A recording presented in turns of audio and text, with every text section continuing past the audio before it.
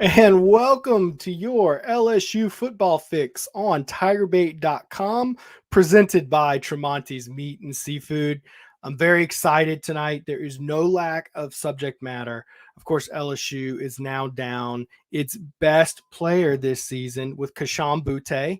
They announced he is out for the season. And quite frankly, he's been one of the lone bright spots on what's been a very, very difficult season.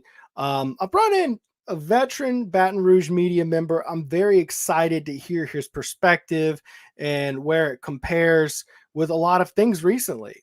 Jacques Doucet of WAFB, with now 2 decades of experience covering the LSU's team. In fact, he's coming up on 21 years with WAFB, which is just wild. He's seen all of the best moments in LSU football, certainly a recent history, some big things he's seen.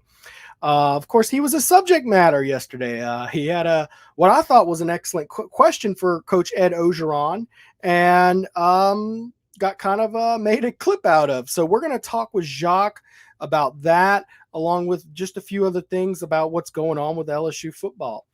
Before we do that, I do want to thank my sponsor tonight, Tramonte's Meat and Seafood. They are your homegating and tailgating headquarters. I'm going to play their commercial. Y'all get your questions in for either Jacques or myself, and we'll be glad to get to them. Let's see here, brand. Oops. And Tramonte's has meat. Tramonte's has seafood. Tramonte's has much more. Tailgating and homegating platters. Huge wine and liquor selection. Beer and all the spices you need. Chairman Reserve and Wagyu meats, ribeye rolls, shrimp rolls, kebabs, 20 flavors of sausage for the grill, daily lunch specials and game processing. On-site catering also available. Good meat ain't cheap and cheap meat ain't good. Visit Tramontes.com. And without further ado, here's the man himself, Jacques Doucet. Jacques, how's it going, man? I'm doing well, Preston. I just had a Cajun turkey from Mart, but after seeing that Tramonte's ad, I think I'm hungry again. So there you go. Look, I will never belittle anybody for getting a Cajun turkey from Mart. It's personally probably, oh man, it's one of my favorites, but I will throw the Tramonte's ribeye po' boy right up there with it. Like doubt. Real talk. They're both excellent. So, man, I remember staying in the media hotel with you, and we had rooms on a similar floor and just riding the elevator with you after that national championship. And it must have been 3 a.m. or something like that. And you look at it and you're like, man, it's the best job ever, but it's still a job, got work to do. Since that moment, it has been almost straight downhill for LSU. Do you ever get a little feel like a roller coaster, feel like you're sick covering this program? Well, I still get paid to go to football games and practices, so it's not too shabby. But yeah, I mean, after the national championship of 2019, which is I'm assuming you're referring to, is I've had the benefit of covering all 3 of them in the modern era. Not 1958, hadn't been around that long, but yeah, the other 3. But I felt like coming off 2019 that, I put it out there. I said, if LSU goes 10-2 in 2020, they beat Alabama at home in front of a sold-out, raucous crowd with Miles Brennan throwing touchdown passes to Jamar Chase and Terrence Marshall, how would you feel about that? And we all know how it played out. Nobody saw this thing called COVID coming. LSU really got whacked by that. LSU, when the George Floyd racial tensions really flamed up.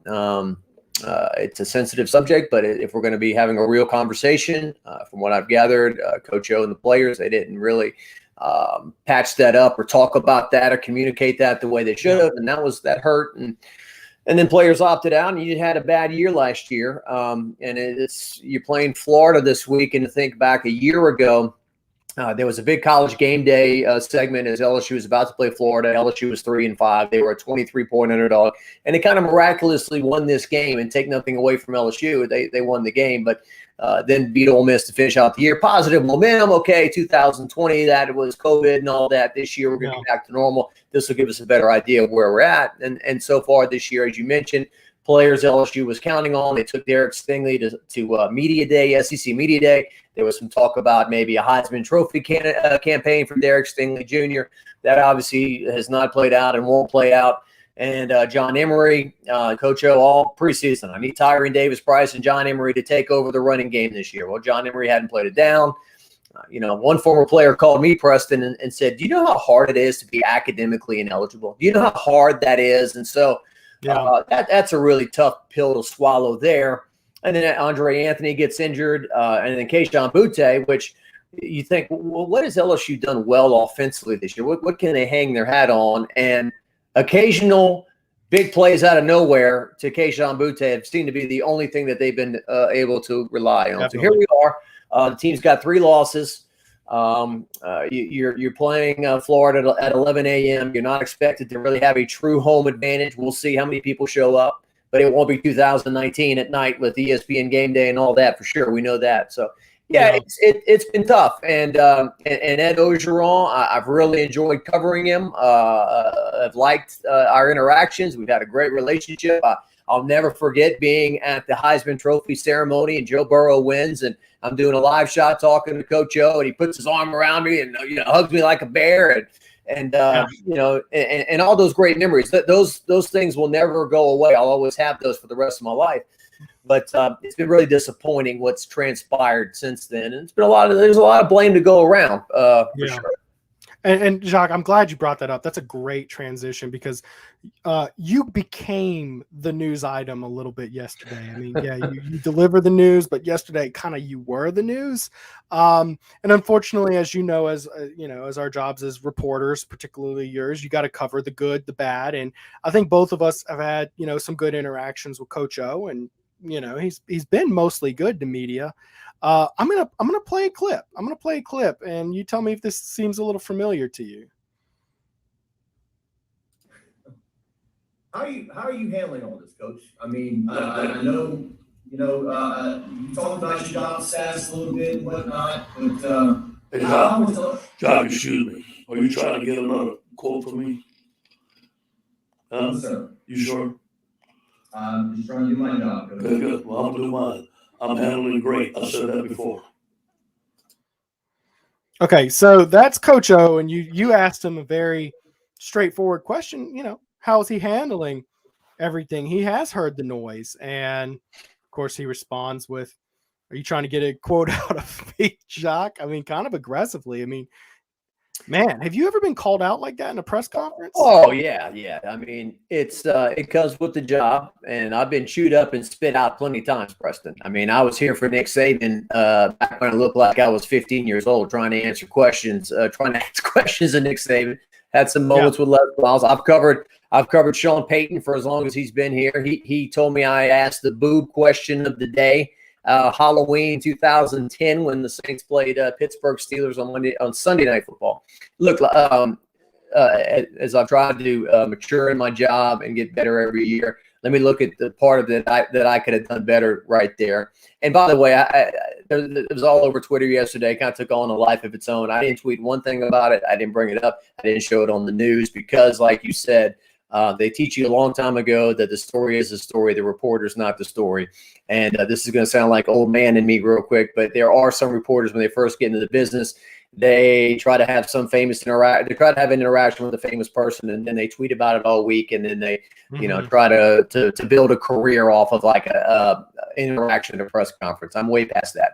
But he did talk about early in the press conference. He did talk about his job status earlier, and I think he was talking to Michael Kalber from BRZ, and I did not have any intent of talking to him about it. I had asked a question before that, and as he was finishing the answer to that question, he said something along the lines, well, sometimes I'm the last to know, and I kind of felt, I don't say I felt sorry for him, but I kind of felt a little sorry for him in the moment, like he seemed a little down.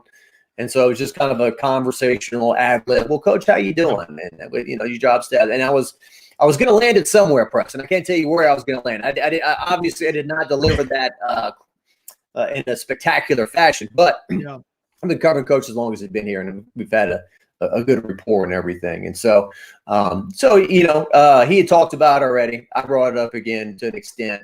And I try to stay firm and just say that I was just trying to do my job. And these are tough times and everything. And so I just punted at that point. I did not want this thing to go nuclear and have a big blow up. That's not what I'm about. And I don't, that's unpleasant. I don't like unpleasant interactions like that. I don't, not looking for fame in an interaction in a press conference. So that's, and look, I'm going to say this real quick too. I spoke to Coach afterwards and we're good and it's no big deal. So we spoke on the phone afterwards, and I haven't shared that on social media or anything. That's a little exclusive to you, but it's not a big deal. It's not nearly as big as the blind luck press conference with Les Miles back in 2010. If anyone was around for that, that was younger JD, out of control, workout supplements. Preston maybe had me a little too wired that day. I don't know what was going on, but anyway. Well, it wasn't parking lot Nick Saban either. It was not. That was the spring of 2003, the parking lot story. So yeah, exactly. And of course we got people mentioning that in the comments, of course, here. So what's funny is you mentioned just kind of how, I estimate you've probably asked 6,000 times as many sports questions as I have in a media type role. And you mentioned just kind of that deer in headlights feel. And I don't think a lot of people understand just how much you can feel like a deer in headlights as a media professional asking a question. Sometimes you open your mouth and you kind of run it until you find a way to end that question. Well, the terrifying thing, Preston, was back in the day when Nick Saban did his press conferences, there was no raise your hand, we'll bring you the mic. It was all about the room was quiet, and whoever just decided to speak, whoever decided to speak, that was the person who they would call on. Your voice would rise above everyone. And it was a bit petrifying. And so, yeah, it's a skill that you've got to learn when you get in the profession to kind of learn how to, you're in a room full of people. There's a good chance if you're covering LSU or the Saints that your voice is on national television because it's being live streamed or carried live around the world, really. And so, let me think this over in my head. What am I going to ask? Speak clearly, get it out. Yeah, and I'm sure you've had plenty of viral nationwide clips, including this one, which I'm about to play here. Yeah, hey, look, I'm blasting all your stuff today. Wait, where is this silly clip at here? I'm not sure if LSU would consider this to be the greatest hits or the greatest, clunkers, but here's Coach O before the UCLA game. Okay. We've all seen this. Hey, bring your ass on. Bring your ass on in your little sissy blue shirt. So I thought that was an excellent clip, and that's 100% something I define as just doing. It's a public place. It's your subject matter. You tweeted it out. First off, you ever gotten a video get 2.5 million views on something you tweeted out? Yeah, I think another video of Ed Orgeron, if you remember, Preston, I think it was before the Fiesta Bowl, the 2018, where he was in the LSU indoor doing a press conference and the guys were kicking the ball on the side. Yeah. And he goes, "Hang on, guys." And he walks off the podium and he shouts to the guys, "Hey, guys, I'm having a press conference." And he walks back. Yeah. He did it like 2 or 3 times. And when we were leaving, they kind of said, "Hey, guys, y'all don't tweet shit. Don't tweet that or share that." And so I didn't. So I went to go eat at what's the pizza place right there next to Walk-Ons that you choose your own. Anyway, so we eat there, and I get back, and I see that the Advocates put a story up, and somebody else has put a story up about that exactly what happened. So I was like, well, I'm tweeting this. And I think it got 3 million hits. Yeah. So I think this one's second to that one. And you know how much my salary went up? That much. Zero. I don't get any money off of a viral video or anything. I guess it enhances, WAFB's name and my name to our reach. But anyway, just to address that video real quick, I feel like it's my job when we go on the road. Darren DeQuano is a fantastic videographer. He's the guy that shoots all the footage, shoots the games, shoots the pre-games. And I feel like my job is to show you things that you can't see on ESPN and you can't see on the broadcast. And I am your eyes and ears and your feet on the ground. And I have been to every LSU game practically since 2011, when Steve Schneider, my great boss, said he was going to hand over the beat and let me do LSU football. So I've basically been to every single game since then. And we always shoot the team getting off the bus. We always shoot the team entering the stadium. We always shoot the team going down the hill. And whether it's Coach O hugging a kid in a wheelchair or any kind of great interaction, those are the kind of things we share. And it was not a sneak attack, as you mentioned. He's walking down a long ramp, entering a stadium with a row of cameras at the bottom. Right. And I was not the only one that tweeted that. Our tweet went viral, but we watch our competition. The other news stations played it locally and stuff. And so, look, before the game, to me, that day, Preston, was like the first day in so long that I was really getting the natural drug of college football in my veins, because there were people everywhere tailgating. This was like the first crowd I had seen since the national championship against Clemson. And this was just kind of a little pro wrestling theater before the game. Everyone loved it when it first happened. LSU by 1,000,000, LSU by 100. Coach O's a national treasure. That's all that was being said. And then midway through the third quarter, whatever, it's like, you know what, this game doesn't look like it's going LSU's way. Then it takes a left turn to being something different. So that fan that was getting after Coach O, also he emailed me. I spoke to him on the phone. He's like a longtime UCLA fan. I guess it's a positive in a way that UCLA made sissy blue shirts and have raised money for charities through these shirts. So that is, I guess, one positive thing that came out of that. But it was one of the things. Could I have not clicked send on that? Maybe, but somebody else would have. And then you would have said, you got scooped. This guy had this great video and you didn't. Right. So that's where it is. I agree. And I think, I don't know. I think at a certain point you have to be, the eyes and ears of the team. Like you said, Esteban here, I'm not going to lie. Coach O kind of rubbed me the wrong way with getting on your case, JD. JD is one of the most laid back reporters around football. I can definitely agree with the latter part of that statement. And while I'm not going to ask Jacques to comment on this, I am going to ask all my viewers here comment. What were your thoughts on the Coach O call out of JD here? So talking about being the eyes and ears of your audience, it seemed to me, of course, neither Mike nor I went to the Kentucky game. We typically don't travel. That atmosphere in Kentucky looked electric early on. I kind of watched the atmosphere pregame. I was like, man, there's just no way LSU could come out with a win tonight. Not the way that team's playing, the way this team's playing, and that atmosphere, this is going to be a lot. Did you get that same feeling of how electric the atmosphere was with being there in person? Yeah, it certainly was an excited crowd, a packed crowd. I think the stadium's 61,000. So, look, I've been to Auburn, Jordan Hare, the Swamp. Tuscaloosa, for as big as it is, Darren often says it's not that loud. We haven't felt like Alabama is that loud. I do think it gets pretty loud, but compared to some of the other Roman Coliseums, not so much maybe.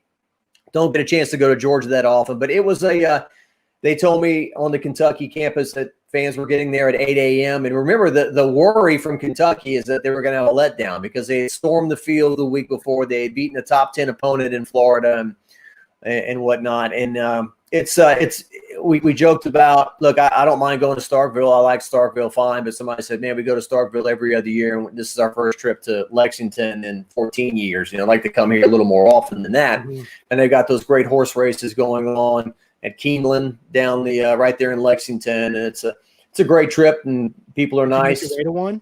What's that? Did you get to go see a horse race? No, we tried and it was too late and we had too much work to do, honestly. It would have gobbled up all our time. Yeah. So, we're shooting back. And really, the story was Coach O and all that and not horse racing. But I would have interviewed some LSU fans and whatnot. We even thought about trying to go cover the Bengals game, which was only an hour or so away in Cincinnati with Joe Burrow and Chase against the Packers, but that didn't come together. But anyway, yeah, it was a great atmosphere. And we all know what sport they love the most over there. But it was good for them. I mean, they do not have a juggernaut of a team, but if Mark Stoops goes 10-2 with that team, he could be coach of the year in the league, I would think. Oh, I would definitely think. And I'd say, a lot of fans are wanting to talk about, possible replacement for Ed Orgeron. If that trigger gets pulled, I'd say Mark Stoops is a guy definitely on your radar.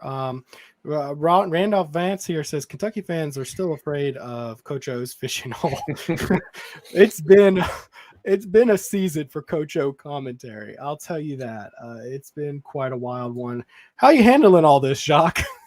Mike and Mary Hogo. Hey, I'm doing fine, man. This is not life and death. This is not cancer. This is not going to Iraq or Afghanistan. It's just sports, but it's not fun. I mean, I would to think that we've only played 6 games. We've got half the regular season to go. LSU's hosting Florida this weekend, and none of the focus is on the game. There's not this energy of we got Florida coming in. It's a big game. Let's try to beat these guys and have a great season. I mean, all the talk is about the future of the head coach. When is a move going to be made? And it's kind of a small tragedy because you look forward to college football all year. You look forward to it all summer. Like my dad said growing up, they only play 10 little games a year and they talk about this all year, and it moved to 11 games and now it's 12. But still, it's just unfortunate. I feel bad for those players, for a lot of those players who work hard. I mean, they lift weights and they run all year long and they get ready for this stuff. So it's not fun. I mean, it is the inverse of 2019. 2019 was sunshine and rainbows. And, anything you could have ever dreamed of happened in 1 year. And I told some of the LSU students who were working in the media, I said, I feel good. I appreciate that. I'm sure I'm reading your thing there, Mr. Ruffino, I guess that is Blake Ruffino. Yes, Ruffino. I told the LSU students, I said, well, on one hand, I feel really great for you that you got the car. On the other hand, I feel bad because this is not reality. It's reality, but it's not. It's not going to happen every year. It may never happen again. LSU may win another national championship, but it ain't going to be like this. So anyway, yeah, but good to see Blake on here. They might win another national championship, but it ain't going to be like this. You mentioned earlier about how that was for LSU's first trip to Kentucky since 2007. And that's a bit of an updated topic because, more conference realignment is on the way as soon as possibly next season. And there's been some talk of pods where you might get to rotate more opponents. Basically, every 4 years, every SEC team will play at every SEC team. Is that good or bad? Do you think there needs to be more traveling in the SEC? Yeah, I think it'll be good. As somebody who makes all the trips, it's fun, obviously, but it can get a little redundant. Every other year you're going to the 2 Mississippis, Oxford and Starkville. You're going to Tuscaloosa. You're going to what's the other trip this year?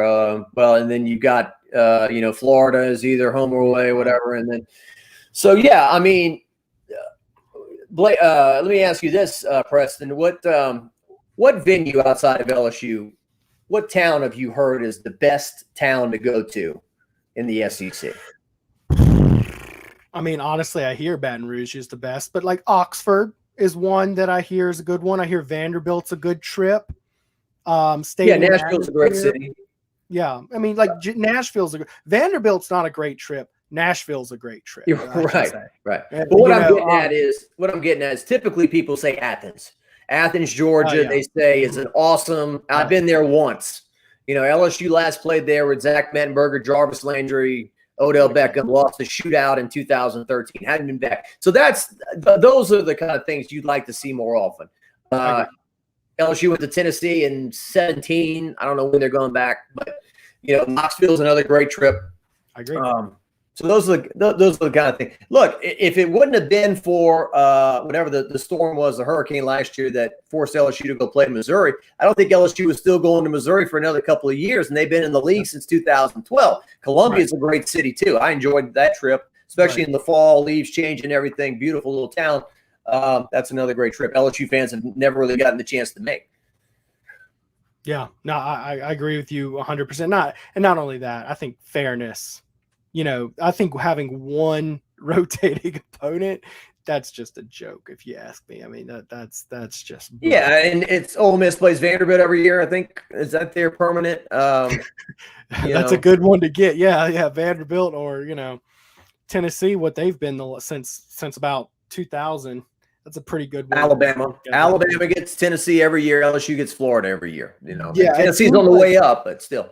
It seems like Auburn and LSU are at a significant competitive disadvantage with their permanent cross-division opponent, and I can't help but notice that typically those are the teams that would be competing with Alabama for first place in the West, and they get an extra pretty difficult opponent pretty consistently over the last 12 years. So the fairness and general, if you stay 4 years on scholarship, you'll get to see every stadium in the SEC.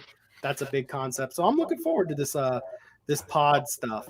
I do want to ask real quick about just big picture this stretch. I mean, since that championship run, LSU is actually 8-8 and 6-8 against Power 5 teams since that championship run. Jacques, in your time watching and being around LSU, I mean, have you ever seen a stretch where LSU got hit this hard since then? It seems like nothing's gone right since January of 2019. No, I think until last year, LSU had a string of they had won at least 8 games since the year 2000. Mm-hmm. And so there was a stretch late in 2015. That was the year LSU started 7-0. That was the big Leonard Fournette year. They go to Alabama. They run into a wall. They come back home, play Arkansas. They lay an egg in Tiger Stadium.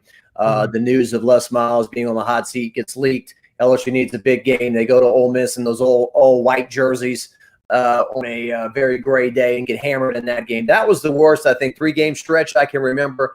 But still, you had the overall feeling that LSU was talented and the program wasn't falling off a cliff.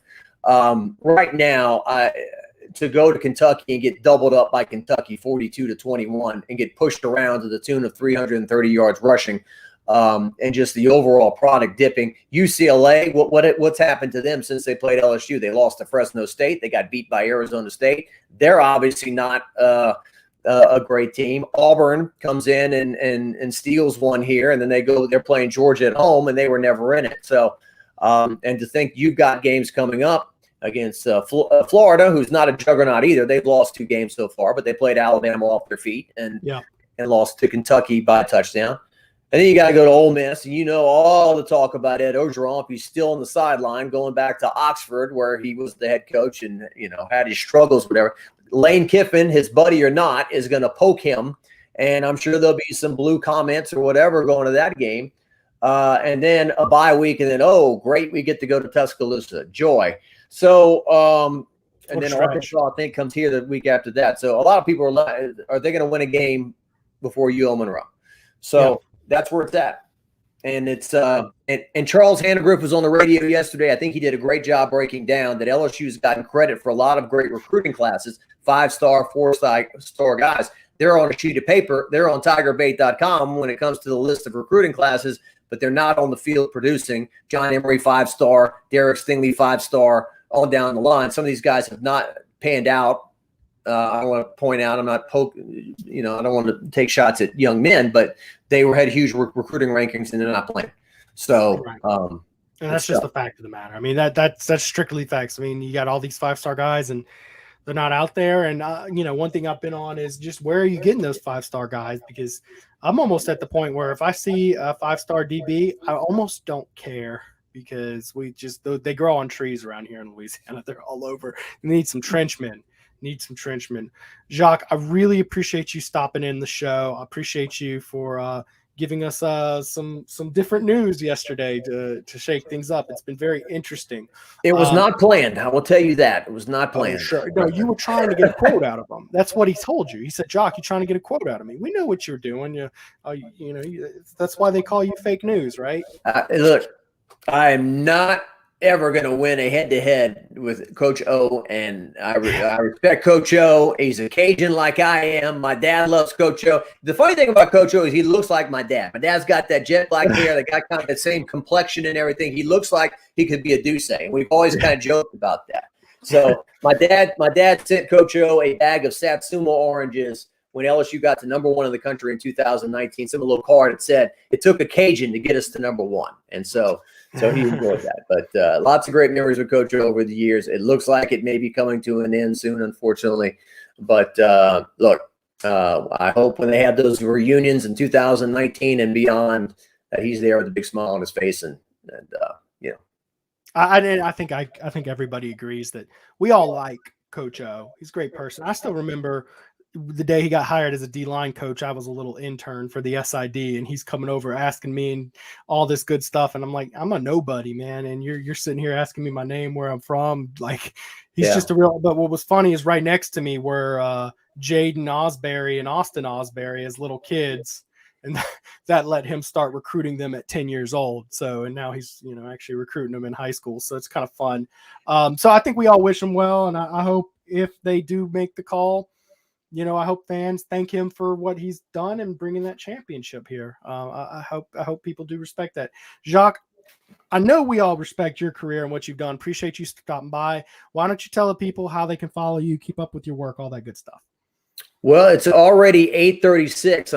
I'm doing the sports tonight. So if you could get down to 844 Governor Street and edit some things for my 10 o'clock news tonight, Preston, I'd appreciate that. But no, seriously, you can catch me tonight at 10 o'clock on WAP News. Please follow me on Twitter, Facebook, WAP.com, and we do our best to bring you the latest and greatest in local sports in real time. All right. Thank you, Jacques. And y'all, after this show, y'all make sure to go tune into that 10 o'clock news and watch Jacques' stuff. You're good, Jacques. Thank you. So moving on, y'all make sure to stay tuned just because we don't have the legend Jacques Doucet around himself anymore. We're going to do some film study. That's been very popular here recently. I do want to take a quick moment to thank my sponsor, Tramonte's Meat and Seafood.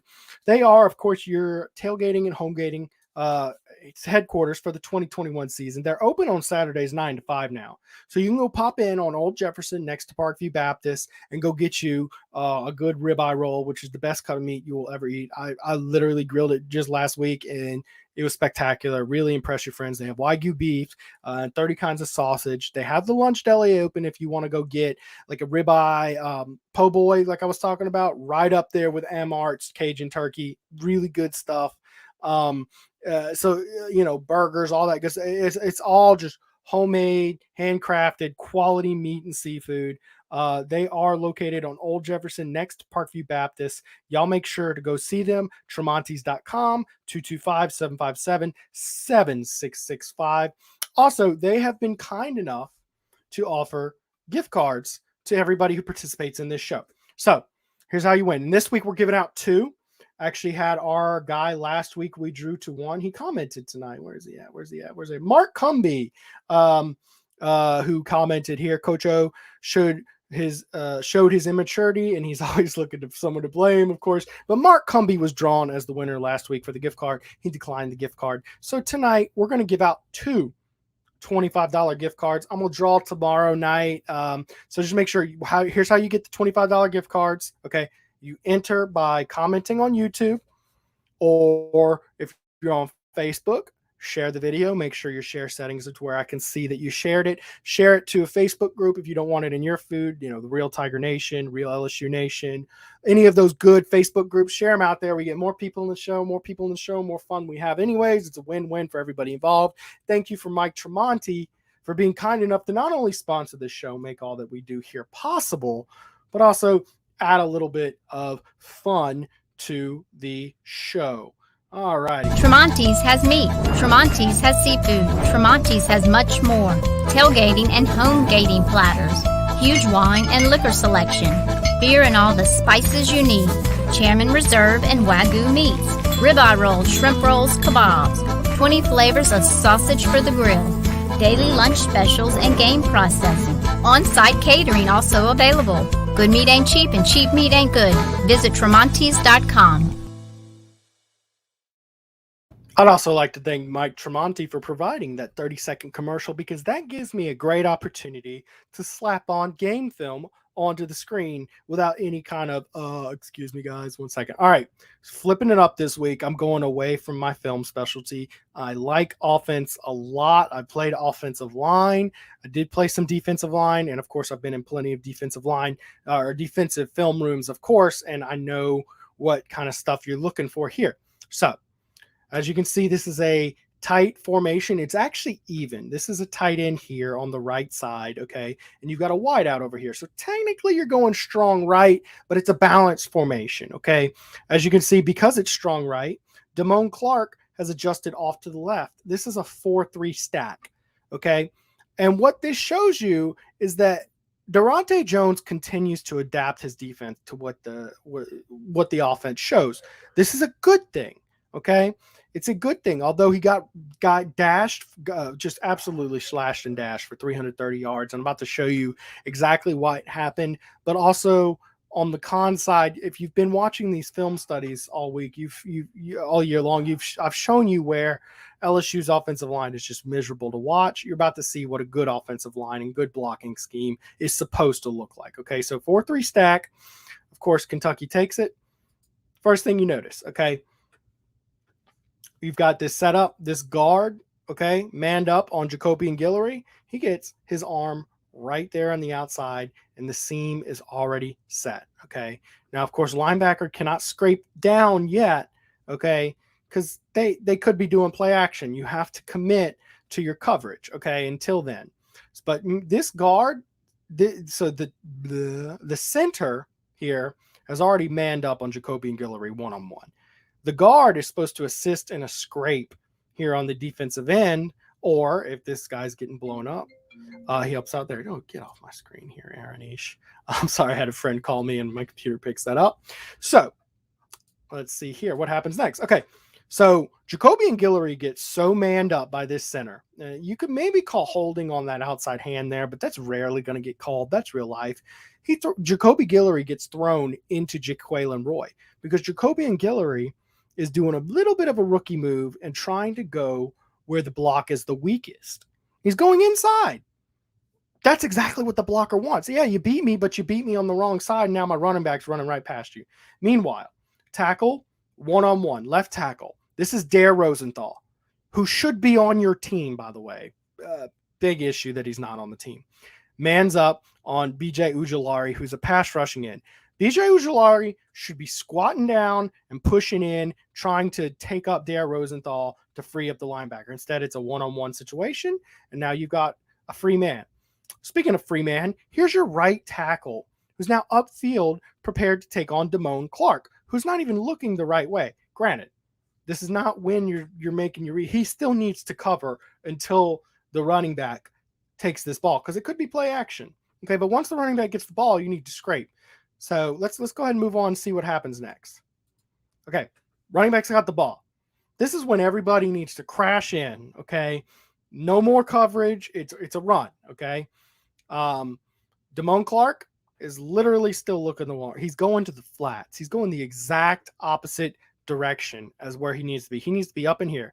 Instead, this now free offensive tackle, he didn't even have anybody to block. He's looking downfield to see who can help out, as is this wingback, who was all the way on the other side of your offensive tackle, kind of in a tight end role, but of course wingback takes a step back, and now he's looking downfield. So you've got a nice, neat hole, and of course it looks like you've got two guys blocking three.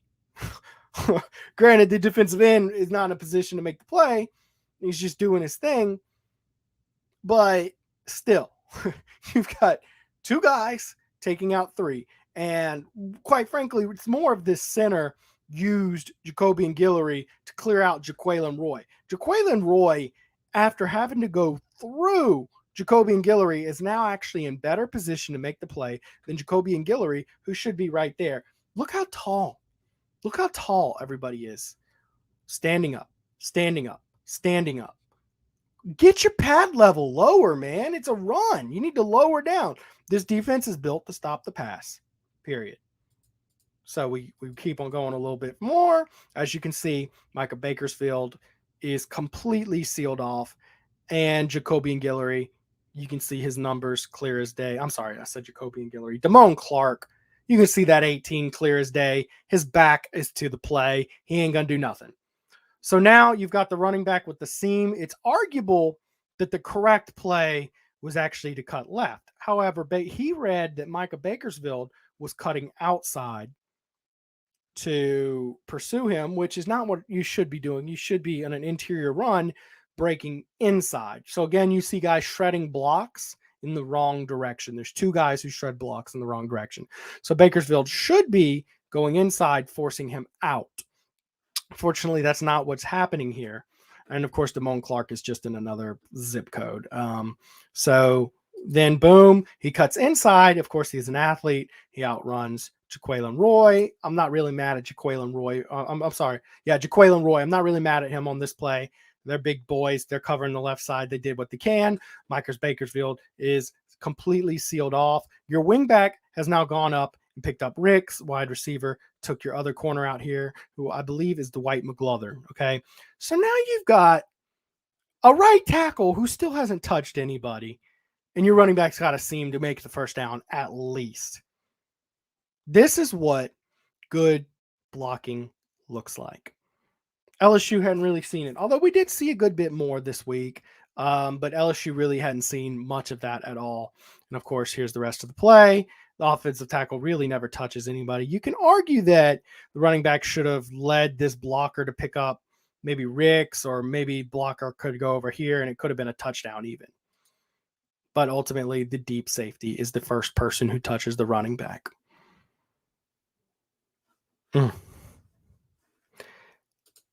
Guys, that's why you're 3-3, because you got issues all over the field. All over the field. I mean, it's one of the reasons why I've talked about what a mess this team is not because of how bad a particular issue is. In 2010, LSU had a anemic passing attack. It was terrible. There's a lot of issues on this team, and although I really do give Durante Jones a passing grade, because that wasn't a terrible defensive call there. Unless he called a specific stunt, sending Jacoby and Guillory to the A-gap instead of trying to go against the guard, it's a passing grade there. Ultimately, two players kind of opened that up, and you really should have players dominating their blocks, extending your arms, getting low, and none of that happened. They got out-physicaled, and they got blown up at the line of scrimmage. That's what it comes down to. That is what it all comes down to, is out-physical. And it doesn't sound good, but not much. Like Randolph Vance said, the big blue wall protecting Will Levis. Yeah, Kentucky's got a great offensive line, y'all. LSU could learn a lot from them.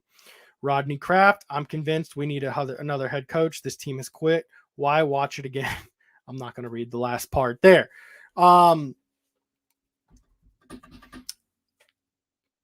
I've heard a lot of people say, oh, the team quit. They aren't playing with heart, blah, blah, blah, blah, blah. I've heard a lot of emotions brought into football plenty of times. That team really looked like a team that had just absolutely just emotionally dialed out. They were showing new issues, even though the running game had improved. Other things hurt. I don't expect it to get any better. I'm looking at Coach O, and I see cracks that I've never seen in Coach O since he started at LSU. In 2017, he was losing games and embarrassing games. He got beat by Alabama, and you know what he came out and said? We coming. We coming. We ain't backing down. I don't see that out of Coach O.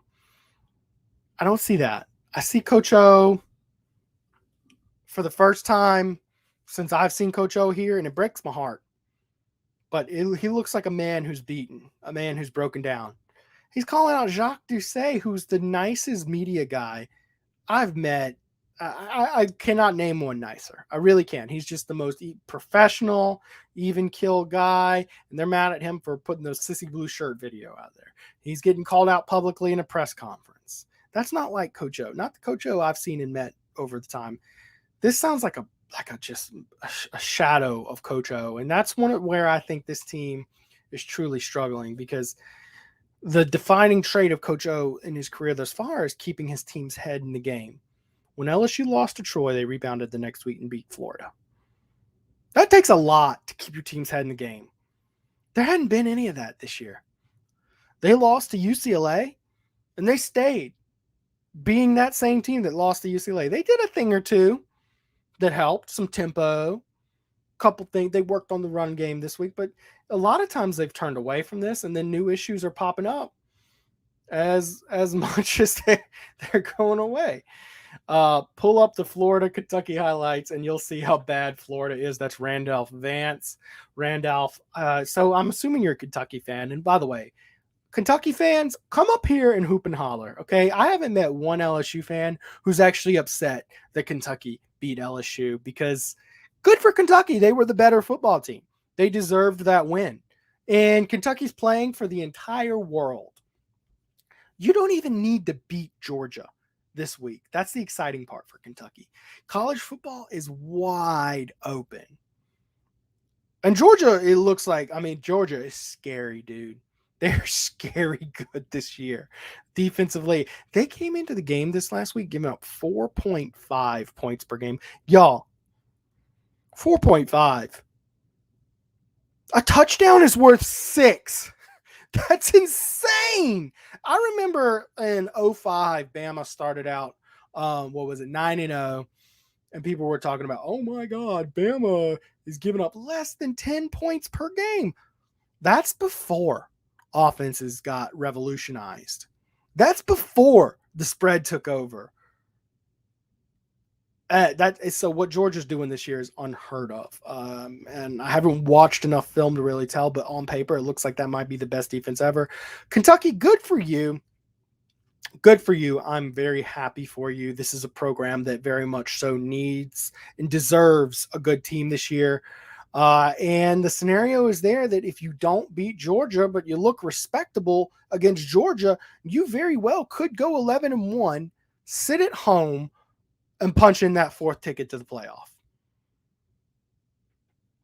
I'm rooting for you. Randolph Vance, I want you to return and comment, or any Kentucky fan who's commenting, who looked better, LSU or Florida?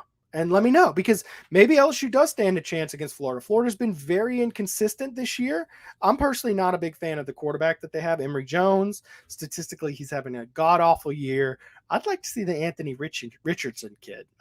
He is quick and has some things going on. Let's see here. Clark has been bad for the last 2 years, but he still starts. That's why we are playing terrible. No one held accountable. Call me Larry. All right, call me Larry. Let me comment on Damone Clark's struggles. I don't criticize players directly, but I will say this. Damone Clark's issue is that he is a square peg in a round hole. Okay. And this goes to Orgeron. This is Orgeron's accountability. Okay.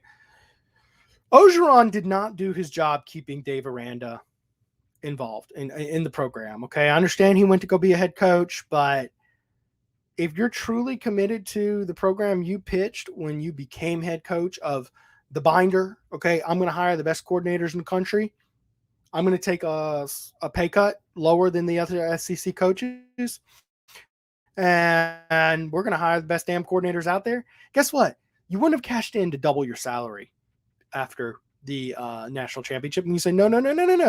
Don't give me any money. Pay Dave Aranda. Pay Joe Brady. Keep those guys around at all costs. Or I'm going to recruit them like I'd recruit a 5-star defensive lineman. We're going to get them. We coming, baby. None of that happened. In fact, he was encouraged. Dave Aranda was encouraged to leave because his defense wasn't as spectacular. And look, the team improved every single year under Dave Aranda. I think Dave Aranda was a genius, defensively speaking. So now you have an entire team recruited for a 3-4 where 7 out of 11 of your personnel players, 7 out of 11 are not fit for your new defense. Period. I mean, some guys kind of fit in other roles, but like a 4-3 defensive tackle kind of slides in as a 3-4 defensive end, but they're not exactly the same. And Damone Clark was an interior linebacker built for a 3-4 defense where you stand in the middle of the field and you're stopping run player. Now in a 4-3, linebackers are more mobile, they're more quick.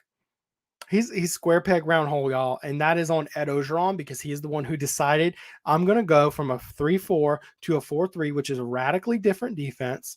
We're not going to give any time. We're going to rip the bandage off. We're going to go for it. And you lost Tyler Shelvin over it, and a lot of guys just weren't really great fits for it. He wanted a 4-man front. That is what Ed Orgeron loves. And if you couldn't put together personnel for a 4-3 defense within 2 years, that probably was not a wise decision to completely cold turkey go from 3-4 to 4-3. So yes, Damone Clark is struggling in this defense. He's not built for this defense, okay? He's not.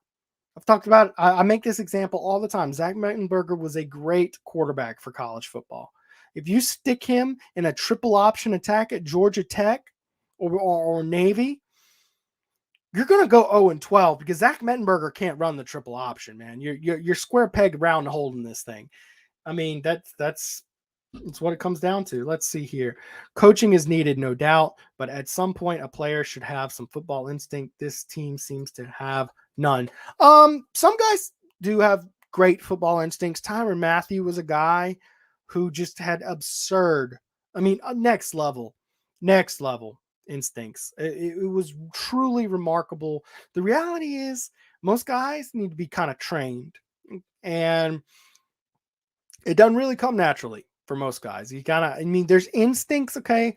So your instincts tell you, remember that block I just showed you with Jacoby and Guillory? Your instincts tell you fight the weak side of the block, go inside and boom, make a play upfield.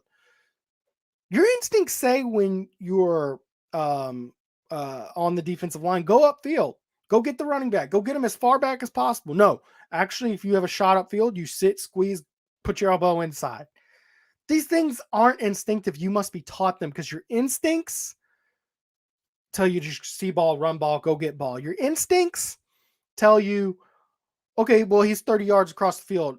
I'm going to half-ass and jog because I can't get that ball. Guys like Tyrann Mathieu, they would see it 30 yards across the field, and they go get it and run and strip the ball. Boom. You made a play. All of a sudden, it was a 40-yard gain, but now it's a turnover. That's what instincts does. That's not. So most guys know they don't have natural instincts because your natural human inclinations while playing the sport of football actually don't lead in spectacular results. They tend to be less. They tend to result in less successful plays than if you are taught well. So yeah, I think this team lacks a lot of coaching. A lot of the issues I'm pulling up are coaching, but now you've got an issue where your two best players on the team, two legitimate All-American players, probably will never play a down again this year. You got Keyshawn Butte is now out for the season, and then you've got Derek Stingley Jr., who's not playing. We don't know when he'll be back. He's had surgery. John Emery Jr. will not play this season. That's 15 stars, y'all. 15 stars you just pulled out of this team. Like Jacques said, you see all the 5 stars, but they aren't playing. Aranda is 5-1 with less talent. It's a very good comment, Wayne Clark. And that's why Dave Aranda's name will pop up for this job. I do think LSU is going to go slightly higher profile, but I'm of the mindset that if Dave Aranda were named head coach, I'm not opposed to it. I'm not really opposed to it. I think he's a genius. I really do. I think he's a good coach. I think he's probably a top 25 head coach in college football.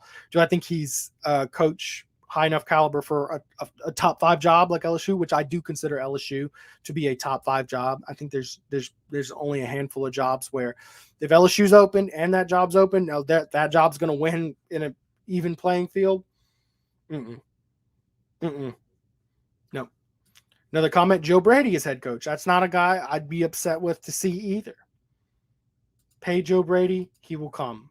Blake Edward Ryland, I'm of that same mindset. A lot of people talking about, Joe Brady don't want to recruit. He'll hire recruiters. LSU recruits itself, y'all. You lock up 12 of the top 15 players in this state each and every year, you're going to get a pretty darn good recruiting class. Sprinkle in a little razzle dazzle 5-star every here and there from Texas, from wherever. Yeah. You're gonna get some good. I see a Bama assistant in our future. As for UF, I'm not holding out much hope.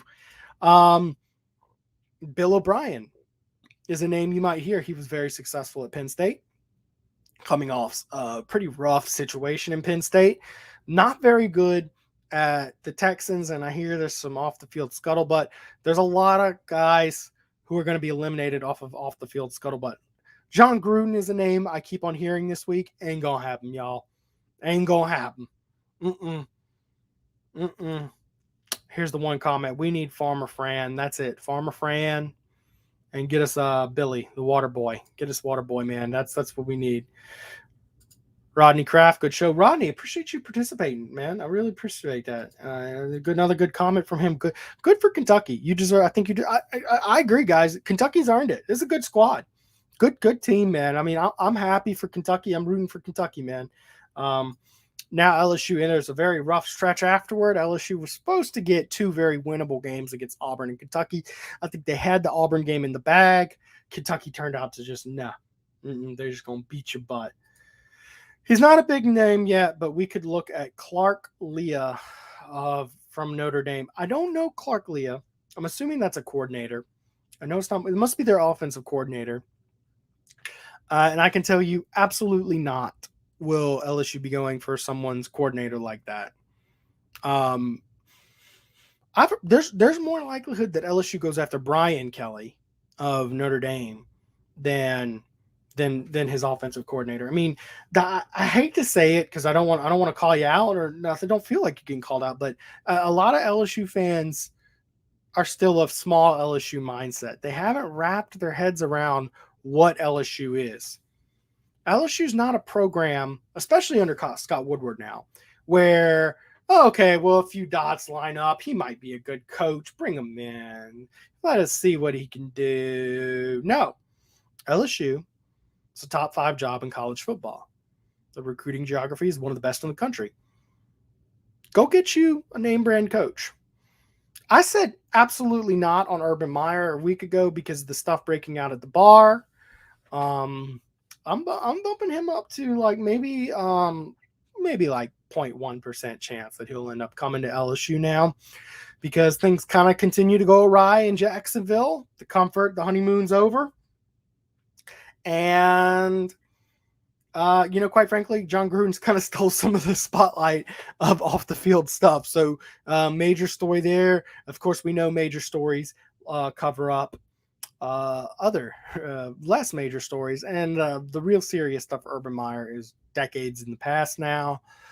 Maybe, and I think Woodward's also a no BS kind of guy where he's like, look, screw that. I understand he got grinded up in a bar and we've had some issues. No, he's Urban Meyer. He's going to win us a championship. I want a freaking championship.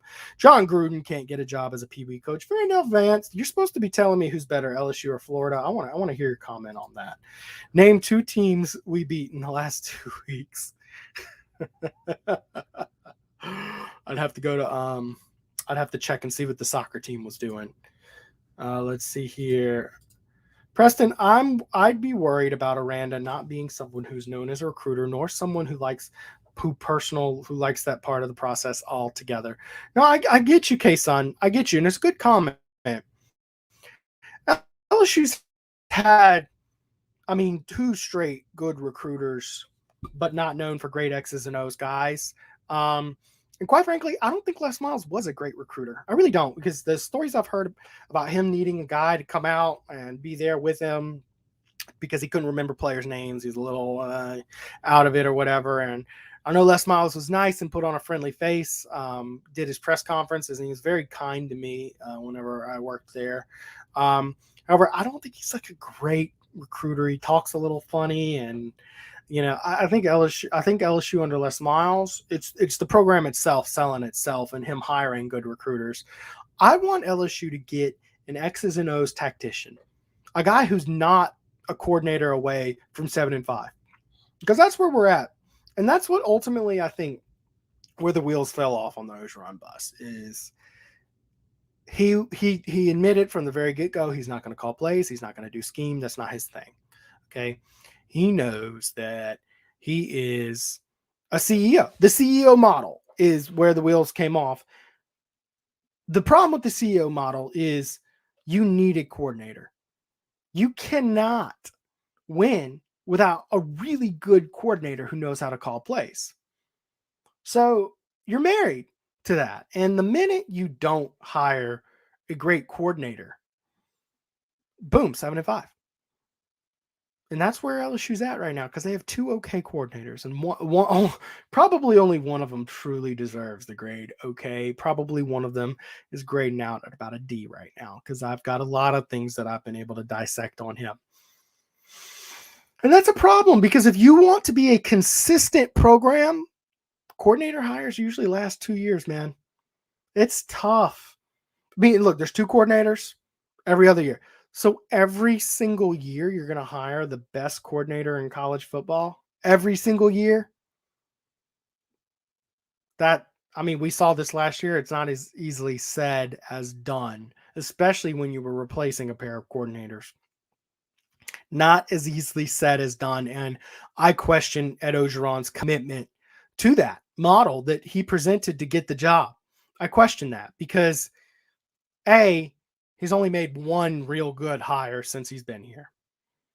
2, I don't see him exhausting the resources and the commitment to recruiting those type of coaches. In fact, I suspect he intentionally has avoided certain coaches from bringing them on staff because of being too experienced, because of being guys that might be better candidates for a head coaching gig or whatever. I think he's avoided guys with head coaching experience. Nick Saban's got Bill O'Brien on his staff.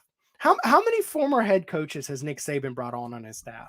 Nick Saban has had zero fear of bringing in a guy with head coaching experience. And I can only remember Bo Pelini as LSU bringing in, and Orgeron did not interview him. That's where I say you can't really be committed to hiring the best coordinator in college football if you don't even interview a guy before giving him $2.5 million.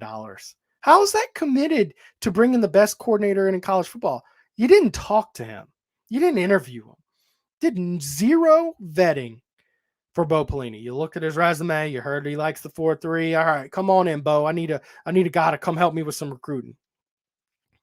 That's not commitment to that model.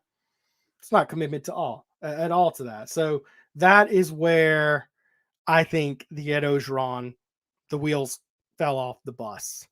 Y'all get your comments in. Everybody who comments, let's see, what time is it? Is it 9:03 or is it my computer's always like 5 minutes late? Okay, everybody get in your comment before, we'll call it 9:12, okay?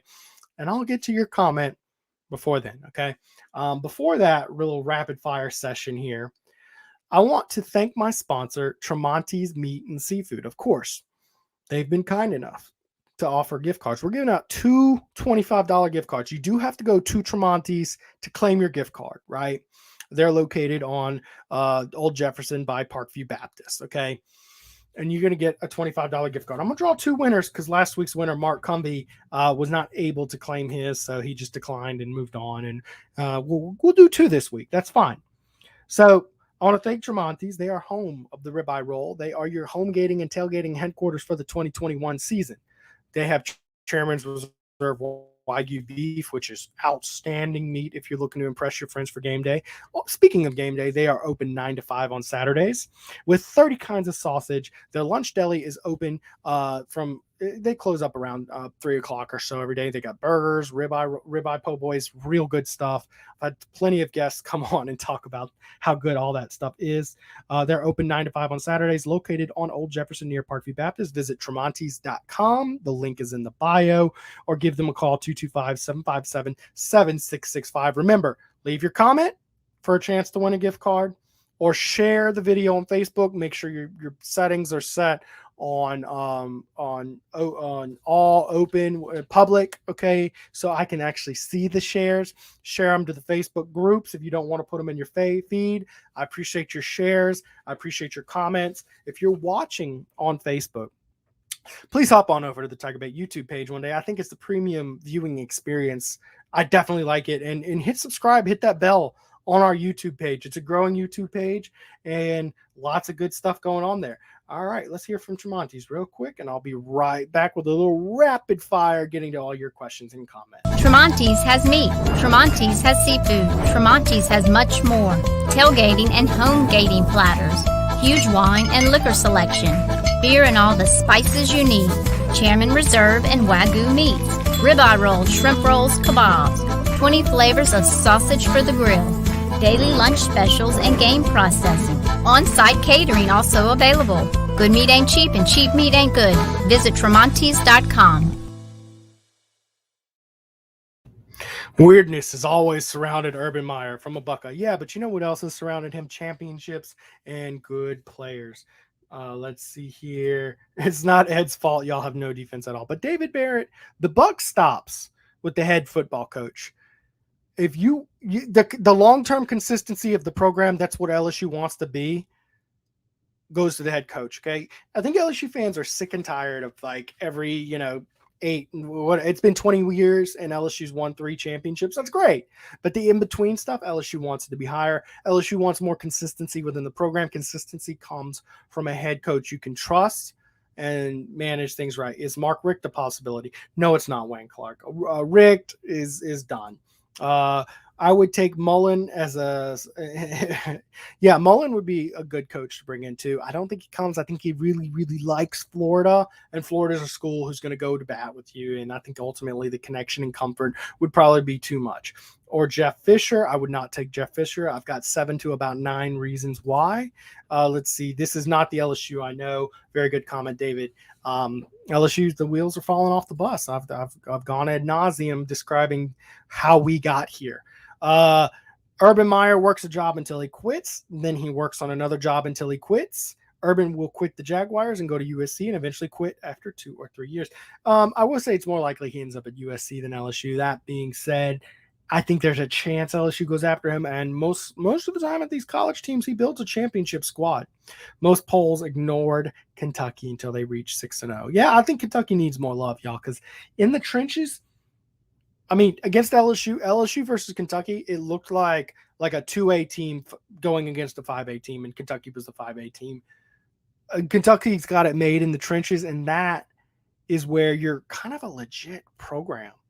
I mean, a lot of teams get a good quarterback, a good receiver to move the ball some, the superstar, flashy players, but it takes a lot of good players to be good in the trenches. It's not easy to find 5 good offensive linemen. It's not easy to find good defensive linemen. And that's where Kentucky's excelled. Give them some respect, y'all. How many active coaches won national championship? They don't grow on trees. LSU will have to take a chance on whoever they hire. Good comment, Roy Green. Of course, that is why I tend to go to Urban Meyer a lot, because that's a proven champion winner. And of course, Saban effect. A lot of coaches who should have won championships haven't. I mean, Saban's hogged 6 championships since 2009. So, I mean, basically, he's won half the championships over the last 12 years. I mean, not basically, he has. So, of course, a lot of great teams out there. A lot of great teams. A lot of great coaches never won anything. Think about, Dabo might have 4 straight championships. Kirby Smart would have a championship. But I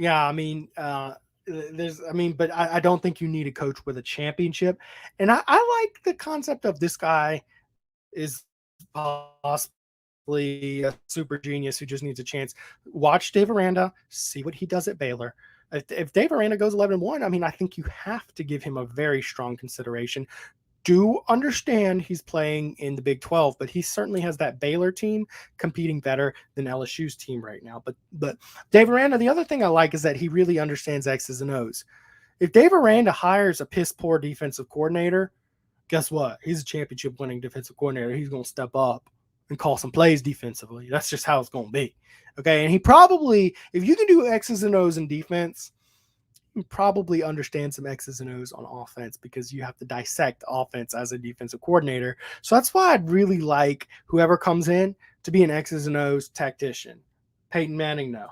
Let's see. O has an ego issue. I don't know that I think that some of that has shown through. He doesn't like being messed with. I think he's more of a tough Cajun son of a gun. I more so think he got threatened. And what stood out to me, we're talking about who should LSU's interim head football coach be should they pull the trigger and fire Coach Orgeron.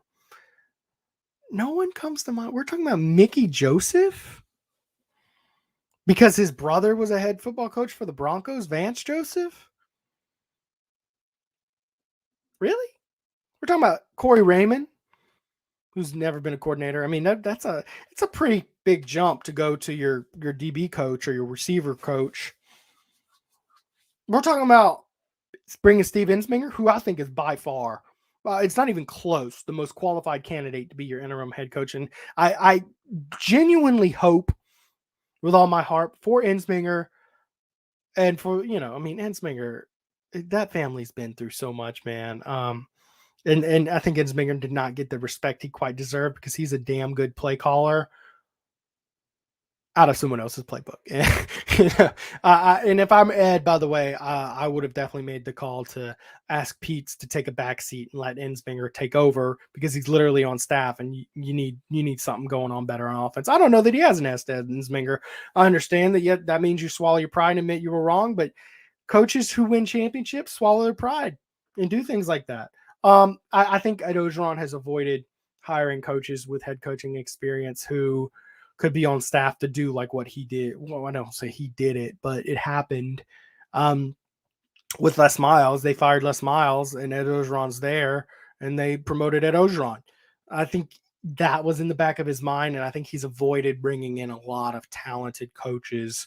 And instead of having this elite coaching camp of, the Bama coaching rehab clinic that we see at LSU, which is, what they were trying to model, I noticed that he filled a lot of those analyst roles with people he knew, former relationships, that kind of stuff. And I wonder if you really got the most out of it instead of stockpiling your next coordinator. When Alabama sent Lane Kiffin packing, they had Steve Sarkisian as an analyst sitting there and said, all right, Sark, put down the whiskey bottle. It's time. Let's go, baby. And he was their offense coordinator. LSU did no such thing. No such thing whatsoever. I mean, you had Ensminger and Brady, but you couldn't, really, within 2 years, they're both gone. I mean, no. Let's see here. Not a Saban fan. I don't think there's many in here. Buzz OLO. Most polls still like North Kentucky. Yeah. What's up? Where do I be a fly on staff? LSU is making it rain. Carl the cat. Appreciate you, Carl. Yeah. LSU's paying big top dollar. That's why there's top expectations, and that's the way it should be. If NCAA ties to Coach O any of the Title IX violations, it won't be able to. It won't. Yes, that all right. If the NCAA does tie in Coach O to any major Title IX implications, which I'm not commenting on, I don't know. It could or could not. I mean, the only one who's going to be able to know is the NCAA and Ed Orgeron himself, and maybe LSU clients. Okay. Ostensibly, LSU would negotiate out of a major chunk of his buyout, if not all of it. So there's some buzz around that. Let's take prediction. I say LSU's canned after a Ole Miss game. The irony, oh man, dude, I can only imagine how much that would personally eat at Ed Orgeron, and I hope. I do genuinely hope for him because I don't think he's a terrible person. I think he's made some mistakes, and I think we LSU fans should be very thankful for what he did, because he did build that championship team. He just didn't stay committed to how he got there. Man, I hope he doesn't get fired against Ole Miss, man. That'd be a lot. We supply NCAA championships in basketball for the SEC. It's LSU and Bama's job in football. We can't rely on Georgia. Oh, was lucky. I love him, but he's not what we need. I don't know that he was necessarily lucky because I think a lot of the things he did were good moves. I think he took some trial and error, and I do think some things were a little lucky, but he saw in Joe Burrow what not very many people saw, brought him in. He Saw and Joe Brady, what not a lot of people saw. He did keep Dave Aranda long enough for a championship. And, I think that some mistakes were made there afterward. And I think the wheels fell off the bus very quickly, and he didn't have the foresight to prevent a lot of the things that we're seeing happening now. He got a ton of excuses for COVID, but it's been 2 years. You're LSU. You have 102,000 people that fit in your stadium. You have a $28 million locker room. There's expectations. You make $8 million a year. Jimbo Fisher is a 500 career coach. He has no clue how to win. I don't think he's 500 for his career. He's had some down seasons, and I understand why you wouldn't want Jimbo Fisher, but I don't think he's that bad. I also understand why you might think that Jimbo Fisher would be more successful at LSU than he is at Texas A&M, but ultimately I think we're seeing at Texas A&M that he's going to have trouble building a consistent winner year in and year out. In the SEC West, it's tough for anybody to do that, but I think LSU have a higher standard, and Texas A&M is another school with all those resources. Although the recruiting setup is not as easy as LSU's, they still have good recruiting classes. Chris Moorcroft, he wasn't lucky. He got the perfect QB receivers to win a natty. Again, they were 10-3, finished 6th, and had a late 4th and 2 losses. O needs to go, but Brady Aranda isn't the upgrade we needed here. So I'm not necessarily saying it has to be Brady or Aranda, but I think that you gotta bring in a coach who knows some X's and O's. You're not going to be the program. You're not going to be the stable of consistency with a CEO model. I think LSU's trying the experiment of a CEO model, and they've seen that, okay, great. The 2019 was awesome, but there's been some lows before and after. And I think LSU's in the lowest of lows since the Carly Holman era. 8-8 with a daunting stretch. Y'all, LSU's about to be, LSU's the double dog this weekend against Florida. We haven't even talked about that because, quite frankly, I don't think LSU stands much of a chance against Florida. I think LSU doesn't cover. I'm taking Florida and the points. I think LSU loses by about 14 or 17 or so. And Florida's honestly a beatable football team. I just think this team, everything's going wrong. And maybe Coach O finally pulls it out of his hat and does that thing where his team's head is in the game. But based on what I've been hearing from him, fishing hole, Jacques, you trying to get a quote out of me, response to the Sissy Blue shirt, I think Coach O's a little mentally checked out of it. I think I've never seen this. Troy Davis brings up Fickle. That'd be a good one. He's trending up at Cincinnati, and I think that he's learned a bunch from his time being the interim head coach at Ohio State, where he went 6-6 about 10 years ago, and he's done very well at Cincinnati. I don't know how he'd fit down here, although Ohio guys do tend to do well in Louisiana. That's a fact. And Louisiana guys tend to do well in Ohio. So there's that weird connection. Maybe. Look, if Luke Fickell is the chalk, okay, like if you put any random Joe Blow coach, AD in charge of LSU, and LSU just needs a new coach right now, the chalk would say Luke Fickell's the hot name in college football right now.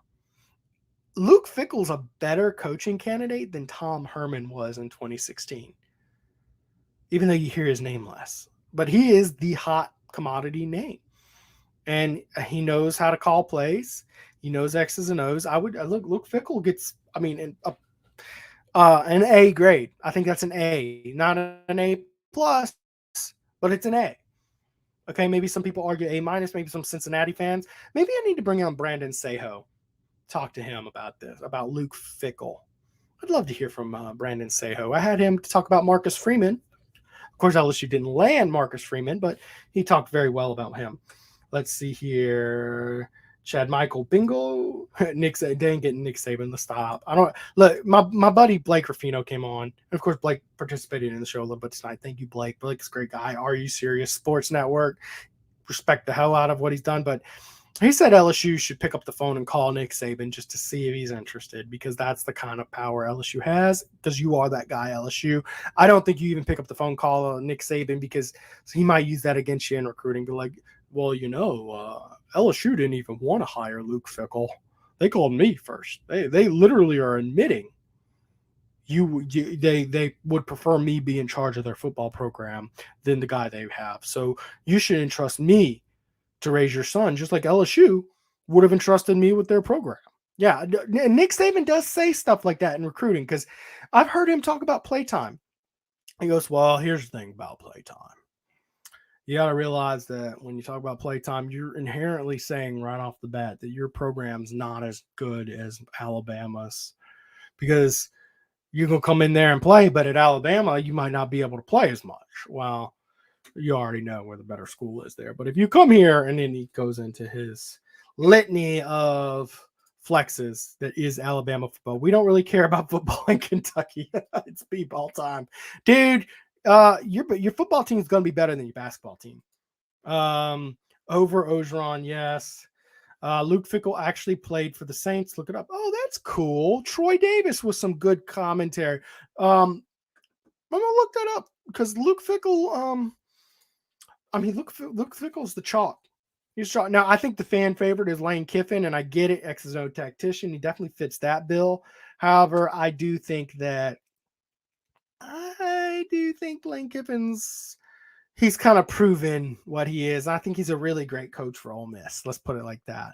Now, I get the Walker Howard Lane Kiffin connection. That'd be fun to watch. But he's been at USC. He's been at Tennessee. He's been the head coach of the Raiders. He's now at Ole Miss. I've seen enough. I've seen enough. And I also think that Lane Kiffin's too much of a clown. Not that that's a bad thing. I love me some characters.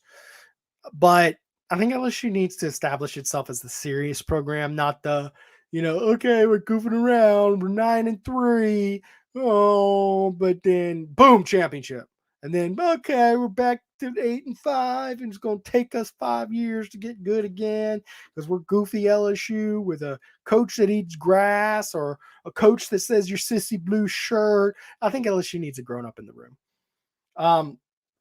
So we'll see. Maybe Luke Fickell. Look, the coaching search right now, the names are 10 times better than they were in 2016. 2016 was the worst year to fire your coach. It really was. And then you had to compete with Texas. Man. Oh. Go Tigers. Eat more Gator. Thank you, Randolph Vance. But we could do worse. What then? I don't know. I don't even know what you're about. Urban Meyer is interested in LSU. I'm not passing on him. Eric, I agree. I don't think you ever write off a coach with championships at multiple schools. You just don't. Football here is like watching your uncle's vacation slide. I think so. Let's see. Recruited Joe Burrow. Make sure he got crawfish. Went after Joe Brady. Peyton told Brady not to take the job. Took a chance with both Burrow and Brady. It panned out. Not so much with Pete's. Let's see here. Dennis Allen from New Orleans. Not as your head coach. Graduated from LSU and live in California. Went to the UCLA game. Had to leave with SEC LSU overrated talk to this day. Can't wait for the rematch in Death Valley. Whitney Williams, thank you for tuning in. Yeah, I hope you get your day. Aranda is your guy. I'm not saying he's my guy. Aranda would get like a B+, B higher for me. I think it's good, but you might want a little more head coaching experience and a little more charisma, a little better recruiter, maybe. I think Dave Aranda. I don't hate it. Let's put it like this. I'd take Dave Aranda over a 2016 Tom Herman, over a 2016 PJ Fleck, over a 2016 who's the other guy? Jimbo Fisher. Maybe Jimbo Fisher in 2016 had hotter stock than Dave Aranda, but I like him. If Tennessee whips Ole Miss Saturday, does Heupel become a candidate?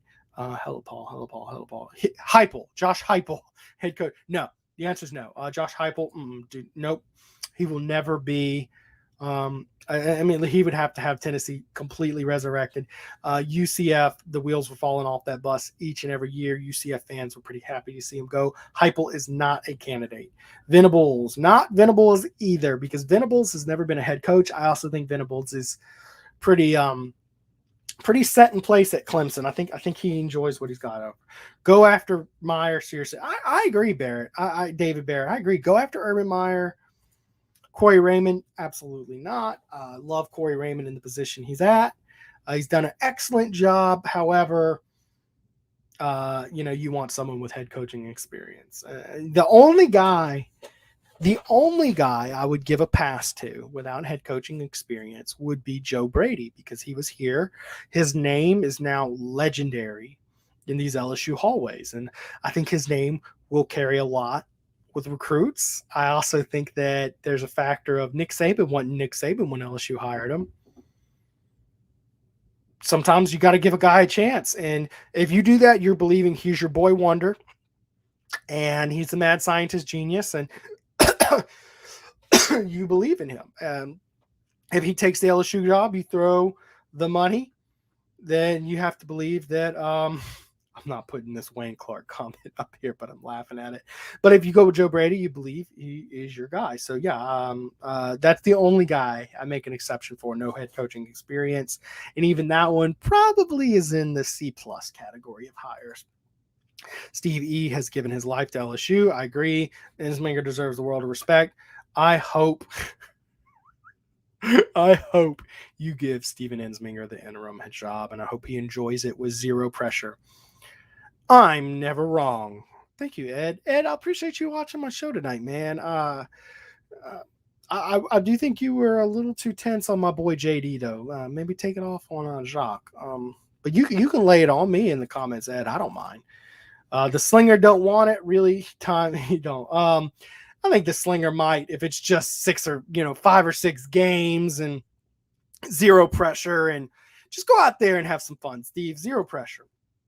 Only problem with Slinger Steve is, what if he wins too many games and they want to keep him? Bama currently has 3 prior NFL head coaches on staff. Yeah, that's a great comment, Vaughn. Great comment. What are you doing, Ed Orgeron? Go get more experienced coaches, man. Alabama's got a coaching gold mine. We don't even know who the interim coach is going to be, and that is why the wheels fell off your bus. What are you doing? If true, Orgeron needs to go yesterday. Well, that's Title IX stuff, yeah, but obviously it's going to take a while to prove guilty. I don't want to comment one way. It's no different than promoting your D-line to head coach. No experience. I was not a big fan of the Ed Orgeron hire, although I had to eat a lot of crow because he won a championship at LSU and he won 10 games at LSU. And, he did some excellent things. Nobody's ever seen a team like the 2019 LSU team. Nobody had seen a team like the 2001 Miami Hurricanes either. And Larry Coker was out after just a few years. I think Ed Orgeron was a bit of that Larry Coker, that likable guy, keep things together, bring in some talent, bada bing, bada boop. Joe Burrow, championship. O took the cake on old coaches with John Robinson. Yeah, that was a hire that was like, dude, what are you doing, John? What? How old is that guy? He doesn't recruit at all. When you think, so this is a good question from Blake Ryland. I thought it was going to be. No, I'm not going to comment about when. It's tough to say. I think Ed Orgeron does have a chance to turn around. You beat Bama, you save your job.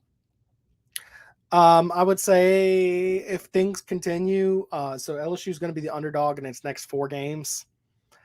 I would say if you don't win any of those 4 games, I cannot see a way where Ed Orgeron is the head football coach against ULM. I thought about it, and I recognized that the trend in college football has been fire your coach early in the season. I'm sorry, I sat back a little bit and had to adjust my mic. But the trend has been fire your coach early in the season. 2-2. Lane Kiffin got fired at USC. 2-2. Les Miles got fired at LSU. 3-2 or something like that. Clay Helton just got fired at USC again. But a couple things resonated to me. Number one, it's possible that looking at this team, there isn't much hope that they turn around. 2016, that LSU team, there was a lot of hope. There's a lot of hope that team could turn it around. I mean, Danny Etling was not terrible at quarterback once he took over. Kendall Beckworth was an absolute stud. Leonard Fournette was there and played some, although he got hurt. Darius Geis was on that roster. DJ Chark was on that team. There was some serious talent on that 2016 team, and Joe Oliva did not want to give Les Miles the chance to do just enough to keep his job, just enough to go 9-3, or maybe even 8-4. I don't know that that's here with LSU. So keeping Ed Orgeron on staff long term, if you don't think he can turn it around, does two good things for your team. Number one, keeps recruits on board longer and gives them less of a chance to find another team to flirt with and do whatever. Number two, public perception. Okay. Right now, Ed Orgeron has only coached 16 games since his championship run, where he went 15-0, was the greatest team of all time. Joe Burrow's crying on the stage saying, "Coach, I hope they give you a lifetime contract." I reached out to a Burrow this weekend to ask about him, and they don't really know how to feel about it, by the way. But anyways, public perception, a lot of times, I remember Dick Vitale came out after LSU fired John Brady. I'm sorry. A lot of Jay Brady's in my life. Anyways, John Brady got fired in 2008, 2 seasons after LSU's Final Four run, and Dick Vitale came out and slammed LSU for it. "Are you kidding me, man? He just took you to the Final Four and you're going to fire him after all that? Come on, man." That's before LSU fans hated Dick Vitale, and apparently before he had a real strong vendetta against LSU, though maybe he's had it the whole time, and that was just the first time. But anyways, whenever you fire a championship coach, there's going to be people nationally who ostracize your program. Completely just, "What are you doing, championship coach? He just won it all." Who aren't following it as closely and see the little wheels falling off, see the unravelings. Well, we see it. It's very obvious to us. If you wait, if Ed Orgeron goes 0-4, and he will be, LSU will not be favored to win any of the next 4. We're talking about a team that is 3-7. That's a tough pill. And y'all, I'm sorry, but that's a real tough reality that LSU fans might be staring dead at. That LSU might be 3-7. That's a low LSU has not seen since Curly Hallman. And LSU's got to pull some upsets to avoid that. That would mean missing a bowl game straight up. LSU could have gone to a bowl game last year. It was a self-imposed ban. It's supposed to be a 1-year hiatus in between getting this program back and rolling for a championship. Not so much. So if you're 3-9 and since the championship run, I'm sorry, did I say 3-7? If you're 3-7, that means you're 8-12 since you won a championship. The public perception is like,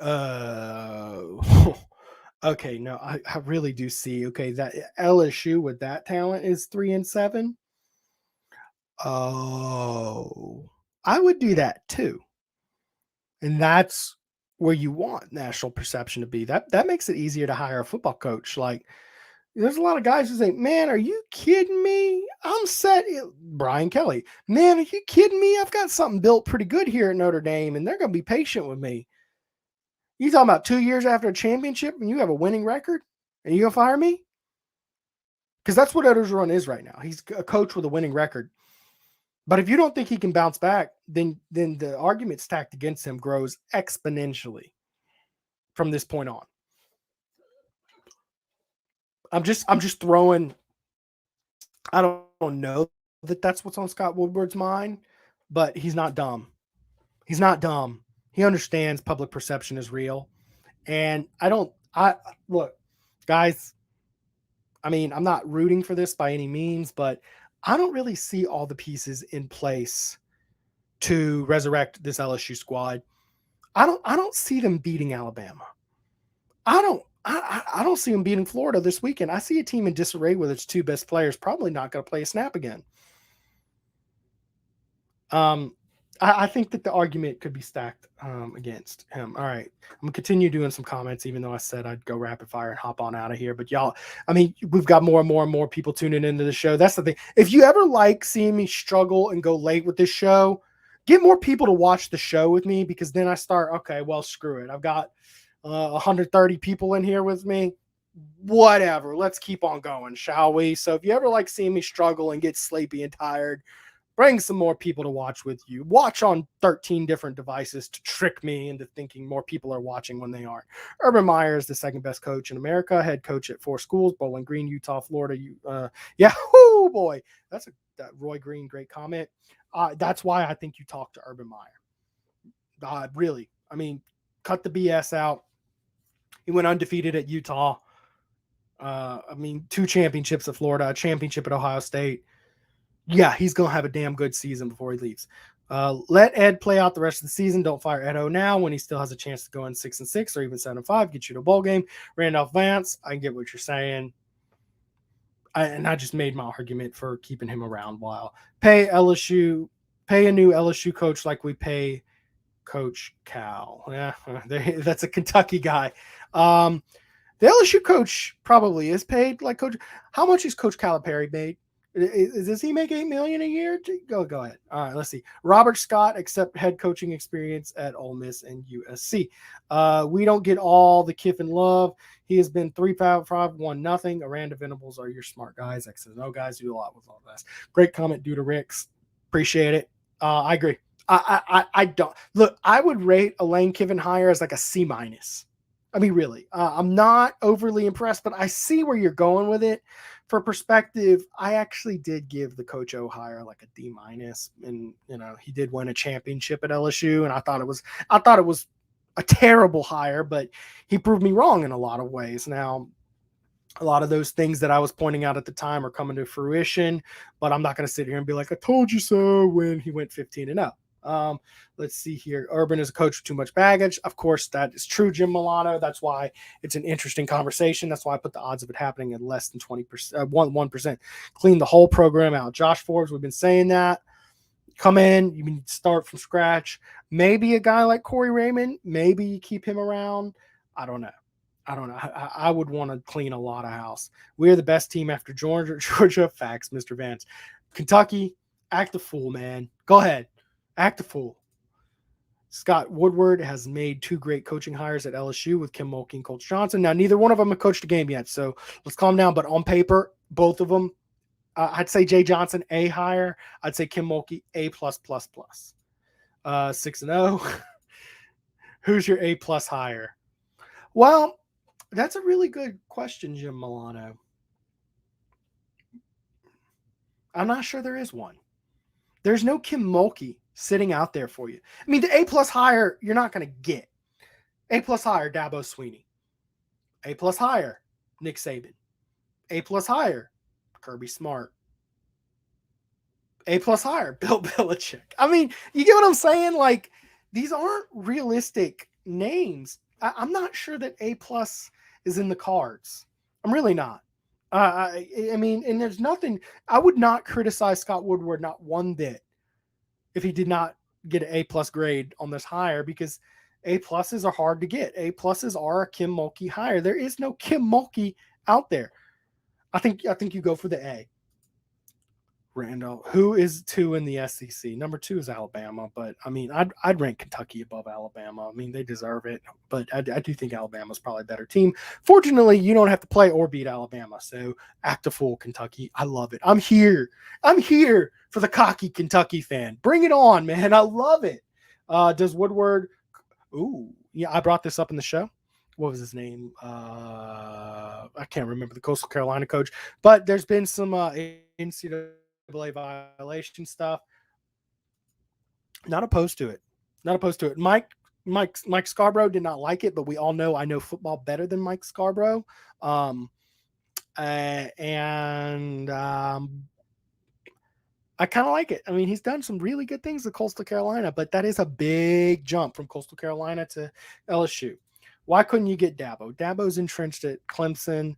Unless he has a really bad season and feels underappreciated, I do think there's a small chance you get Dabo. That being said, Dabo does have a lot of the characteristics you're looking to avoid, but I mean, you cannot deny multiple championships. That being said, he's really entrenched at Clemson. I'm not sure he'd want to leave. But Preston, Nick Saban gets bored. He's like, yeah, okay. I'm not even. Okay, so Nate, all right, Jim Milano, man, you're pressing me harder than Jacques Doucet pressed Coach O. A hires Luke Fickell. A hire. I think I gave Dave Aranda like an A- type deal, but Luke Fickell's a guy I give an A. I might have, and y'all, if any move does happen, I do want to encourage you to check out TigerBait.com. In fact, I'd go ahead and do that just to get in place. You can try TigerBait.com for $1. We'll have a premium hot board for coaches. We've already built one. We're obviously, out of respect for the program, we're not going to publish, but we've got a bank built and it's good. So y'all go check out TigerBait.com. We'll have the full thing. I can't really sit here on a show and be like, all right, this is my hot board. This is my grade here. This is my grade here. But yeah, A hires, Luke Fickell. I give Luke Fickell an A. I'm pretty sure there's other guys. Urban Meyer, an A, because he gets bumped down from the A+ because of the off the field, because of the health issues. Where do you peg a Banner and Rob? Doug Peterson, that's an A hire. I give Doug Peterson an A. I don't know if he wants to come back to coaching. We'll see. We don't want to be here in football. Coastal Carolina has a mullet hairdo. That's a shush. Luke Fickell. Yeah, I agree. Troy Davis. Luke Fickell is an A hire. Dabo and not in play because the challenge to make playoffs. Yeah, look, man, I wouldn't want to leave Clemson to try to do this. Let's see. Need to hire a coach who knows one side of the ball. No more CEOs. I made that exact comment earlier. Great comment, Reaper 08. I agree. The CEO model has failed. If you really want to hear more, make sure to go back and watch the replay of the show. Just doing my job. Appreciate you, Jim Milano, Phil Robertson. No, not Phil Robertson. We don't need no Duck Dynasty. $15 million a year. We get Saban. LSU football program makes $100 million a year. Pay the man. I don't think $15 million a year gets Saban. I think $15 million a year gets Saban a pay raise. If you're talking to Urban, are you talking to Gruden? Also, hell to the no. Let's see here. Jim, Juke, Fickell, easy hire. All right. Top. Who wouldn't take the job at LSU with UK B-ball head coaching job? Oh man. Fickell, Cristobal, Campbell, probably A hires. Yeah, I like all those names. I don't know. I think Cristobal, I give an A-, B+, somewhere around there because, you know, he did get fired from FAU. Keep that in mind. Matt Campbell, I'd have to do a little more research, but I do like what he's done at Iowa State. Some good stuff. Guys, I'm really appreciative of y'all watching the show. I do want to remind all 124 of you have an opportunity to try to win 2 $25 gift cards if you can make it out to Tramonte's Meat and Seafood. I know we got a lot of Kentucky fans in here, so maybe y'all are disqualified unless y'all want to come down to Baton Rouge for some good times. But we're giving out 2 $25 gift cards. Leave a comment on YouTube or share on Facebook. Make sure your settings are opened where I can go see it. I'll go pick something out tomorrow night, sometime like that, and try to DM you and get you to go in. You can go get the $25 gift card at Tramonte's Meat and Seafood located on Old Jefferson. I want to thank them for sponsoring the show. I'm going to run a nice commercial and head on out of here. Tramonte's has meat. Tramonte's has seafood. Tramonte's has much more. Tailgating and Homegating platters. Huge wine and liquor selection. Beer and all the spices you need. Chairman Reserve and Wagyu meats. Ribeye rolls, shrimp rolls, kebabs. 20 flavors of sausage for the grill. Daily lunch specials and game processing. On-site catering also available. Good meat ain't cheap and cheap meat ain't good. Visit Tramontes.com. Wow. All right, guys. Thank y'all so much. Some cool comments.